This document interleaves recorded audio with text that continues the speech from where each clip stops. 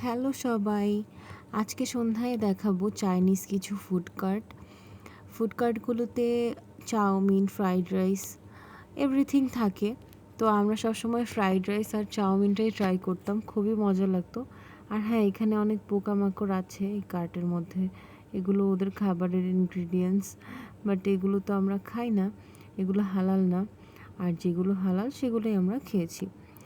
আর ওদেরকে আমরা বলে দিতাম যে আমরা ডিম, চিকেন আর ভেজিটেবলস অ্যাড করে চাউমিন আর ফ্রাইড রাইস খাবো, তো ওরা ওইভাবেই আমাদেরকে বানিয়ে দিত সবসময়। আর এখানে একটা কার্টে দেখা যাচ্ছে বিফ স্টেক বানায়, ওরা হচ্ছে টার্কিশ একটা কাপল। ওদের সাথে কথা বলেছিলাম, ওদের সাথে ইংলিশে কথা বলতে পেরেছিলাম, তাই হচ্ছে যে জানতে পেরেছি যে ওরা টার্কিশ। আর চাইনিজ তো কথা বলা যায় না ওদের সাথে, আমরা ট্রান্সলেট করে করে কথা বলতাম।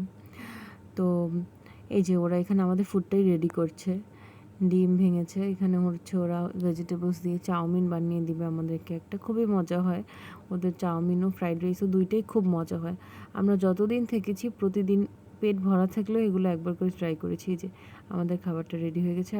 আর রোড সাইডে এভাবে বসে ছোট ছোট চেয়ার টেবিলে সুন্দরভাবে সবাই সবার ফুড এনজয় করতো, দেখতে খুবই ভালো লাগে নাইট ভিউটা।